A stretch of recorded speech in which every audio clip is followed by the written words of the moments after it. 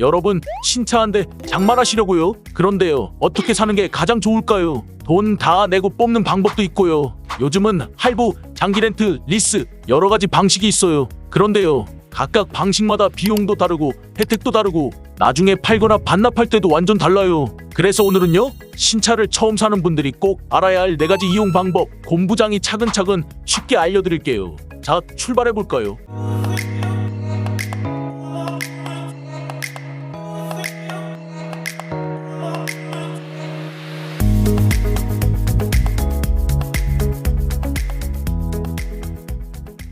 첫 번째는요, 현금 구매예요. 말 그대로 차값을 한 번에 다 내고 내 차를 뽑는 거죠. 예를 들어요, 차값이 4천만 원이다. 그럼요, 4천만 원을 통째로 내는 거예요. 그런데요, 차값만 내면 끝일까요? 아니죠. 신차를 등록하려면요, 이전비도 내야 하고요, 자동차세, 보험료까지 추가로 들어가요. 자, 하나씩 살펴볼게요. 먼저 이전비. 이건요, 내 이름으로 차를 등록할 때 드는 비용이에요. 차값의 약 7% 정도를 잡으시면 돼요. 예를 들어 4천만 원 차량이라면 280만 원 전후가 나오겠죠. 이전비에는요, 취득세, 번호판 발급비, 공채 매입비 같은 게 포함돼요. 직접 가서 처리해도 되지만요, 보통은 대행업체에 수수료 주고 맡겨요. 다음은 자동차세. 자동차세는요, 배기량 기준이에요. 예를 들어 배기량 3000cc 차량이면요, 1년에 80만 원대가 나와요. 상반기 하반기 나눠서 내거나 한 번에 연납도 가능해요. 그리고 중요한 거, 자동차 보험료. 신차는요, 보험이 필수예요. 없으면 운전 못해요. 초보 운전자가 신차 보험을 들면요, 1년에 130에서 200만 원 사이 나올 수 있어요. 연령, 사고 이력, 차량 금액에 따라 차이가 커요. 다이렉트 보험으로 하면 좀 더 저렴하고요, 제조사 프로모션 보험도 알아보시면 좋아요. 그래서요, 차값 4천만 원에 이전비, 세금, 보험까지 합치면요, 4,400만 원 이상은 잡으셔야 돼요. 그런데요, 현금 구매는요, 그만큼 깔끔해요. 이자 없고요, 소유권도 바로 내 거. 나중에 팔 때도 마음대로 할 수 있어요. 중고차 사이트에 직접 팔 수도 있고요, 딜러 통해서 위탁 판매도 가능해요. 주의할 점은요, 감가상각이에요. 차는요, 출고되는 순간부터 가격이 뚝 떨어져요. 보통 3년 타면 시세는 60에서 70% 수준으로 떨어지고요, 주행거리, 사고 유무에 따라 더 떨어지기도 해요. 그래서요, 현금 구매는 차량을 오래 탈 계획이 있거나 초기 비용이 넉넉한 분들께 추천드려요. 두 번째는요, 할부 구매예요. 돈을 한 번에 내기 부담스러운 분들께 딱이에요. 차값을 나눠서 36개월, 48개월 이렇게 분할해서 내는 방식이죠. 요즘 할부는요, 크게 3가지로 나뉘어요. 캐피탈 할부, 카드사 장기 할부, 그리고 제조사 금융 할부까지요. 먼저 캐피탈 할부부터 볼게요. 가장 흔한 방식이에요. 캐피탈사에서 심사를 받고요, 금리는 보통 연 5%에서 8% 사이예요. 예를 들어요, 차값이 3천만 원이고요, 36개월로 할부를 진행한다. 이럴 땐요, 매달 내는 돈은 원금 나누기 36개월, 즉 약 83만 원. 여기에 이자까지 추가돼서요, 실제로는 월 90만 원 정도 될 수 있어요. 이자는요, 자녀 원금에 따라 매월 조금씩 줄어드는 구조예요. 즉 초기에는 이자 비중이 높고요, 후반으로 갈수록 원금 상환 비중이 늘어나요. 그리고요, 캐피탈 할부는 심사도 빠르고 자동차 전용 상품이라 처리 속도도 빨라요. 단 중간에 전부 할부금을 상환하려 할 때 중도상환 수수료가 붙는 경우가 있으니까 계약서 꼭꼭 확인하셔야 해요. 다음은요, 카드사 장기 할부예요. 카드로 차량을 결제하고 무이자 또는 저이자 할부를 적용하는 방식이에요. 예를 들어요, 현대카드나 삼성카드에서 24개월 무이자 이벤트가 있다. 이걸 활용하면요, 이자 부담없이 분할 납부가 가능하죠. 하지만 단점도 있어요. 먼저 카드 한도가 소진돼요. 차값 3천만 원이면 한도가 거의 꽉 차겠죠. 그리고요, 차량 구매 승인 이후 실제 출고까지 시간이 더 걸릴 수 있어요. 또 무이자 할부가 아니면 이자율은 생각보다 높을 수 있으니 꼭 비교하세요. 마지막은요, 제조사 금융 할부예요. 현대캐피탈, 기아파이낸스처럼 제조사와 연계된 금융상품이에요. 이 방식은요, 프로모션 시기에 따라 1.5% 같은 초저금리 혜택이 붙기도 해요. 그런데요, 제조사 할부도 보험이나 이전비는 별도라서 등록 비용은 현금이나 캐피탈 할부랑 동일하게 들어가요. 이제 중요한 이야기, 할부로 산 차량을 나중에 팔고 싶다면 어떻게 할까요? 할부를 다 갚은 상태라면요, 현금 구매와 똑같아요. 내 차니까 자유롭게 팔 수 있어요. 근데요, 아직 할부금이 남아있다? 그럼요, 그 상태로는 차량명에 이전이 안 돼요.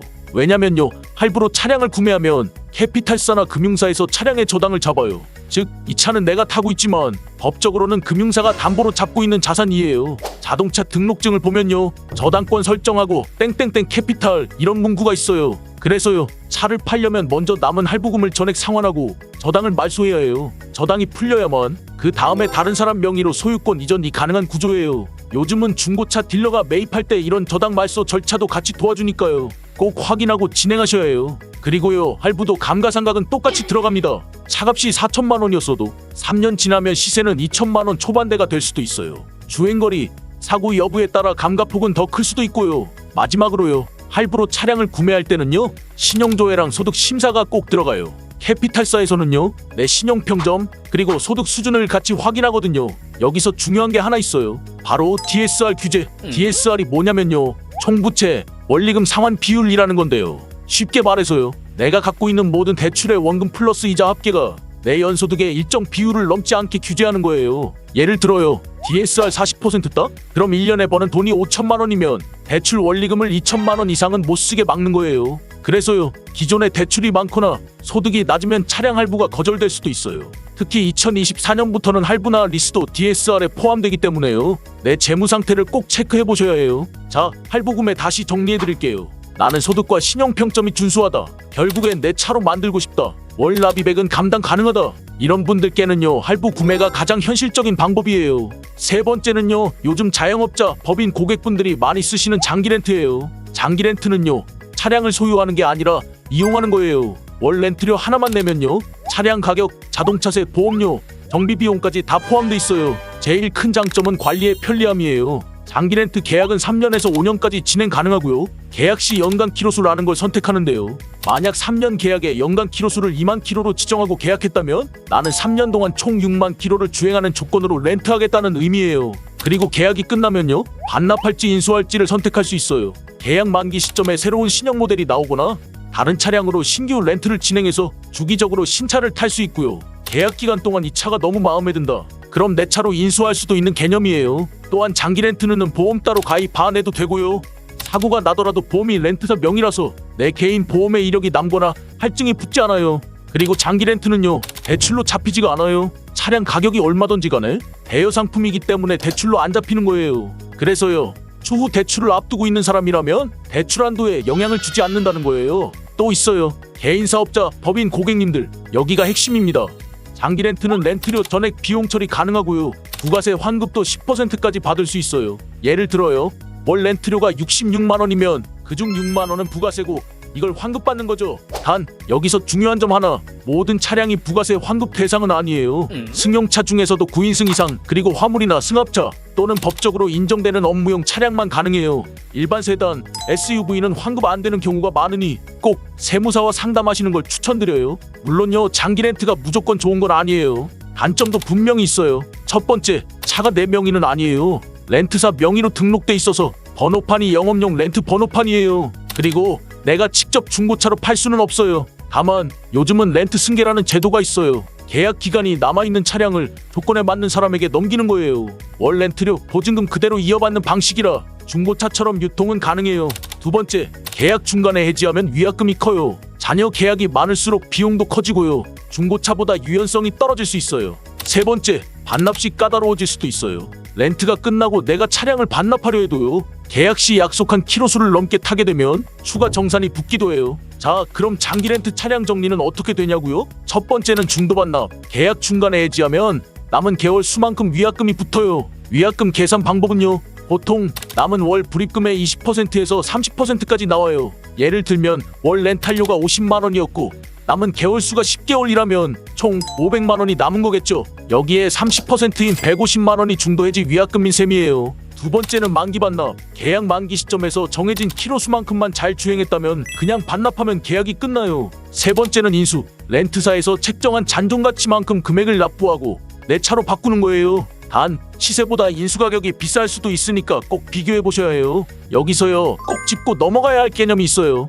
바로 잔존가치라는 거예요. 잔존가치란요, 차량을 계약기간 끝까지 이용하고 난 뒤 그 차에 예상되는 미래의 중고차 시세예요. 예를 들어요, 3천만 원짜리 차량을 4년간 리스나 장기 렌트로 이용한다고 할 때 4년 뒤 그 차가 1200만 원의 가치가 있을 거다. 그러면 그 1200만 원이 잔존가치인 거예요. 이 잔존가치를 기준으로요, 월 납입금이 계산돼요. 차량 총가격에서 잔존가치를 뺀 금액만큼을 계약기간 동안 나눠서 내는 구조죠. 그래서요, 잔존가치가 높게 잡히면요, 차값에서 빼는 금액이 커지니까 내가 매달 내야 하는 렌탈료나 리스료는 저렴해져요. 그리고 이 잔존가치라는 건요, 만기에 이 차를 인수하고 싶을 때 내야 하는 금액이기도 해요. 그래서 나는 계약 끝나면 반납할 거다, 인수 안 한다 하시는 분들에겐 잔존가치가 높게 설정된 계약이 유리한 경우가 많아요. 반대로요, 잔존가치가 낮게 잡히면 매달 내는 금액은 좀 더 올라가요. 하지만 계약이 끝났을 때 차량을 인수하려는 분들은 시세보다 저렴하게 차를 살 수 있는 구조가 될 수 있어요.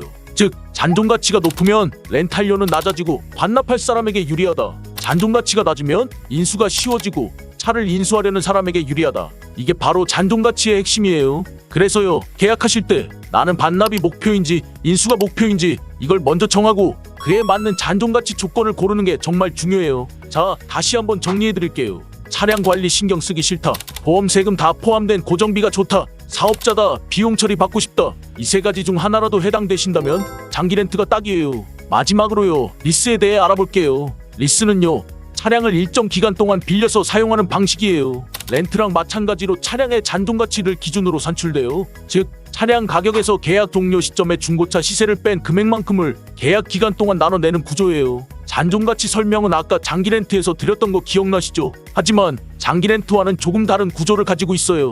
리스는 렌트와 다르게 일반 번호판으로 출고가 되고요, 자동차 보험을 고객이 별도로 가입해야 해요. 또 정말 중요한 다른 점이 하나 있는데요.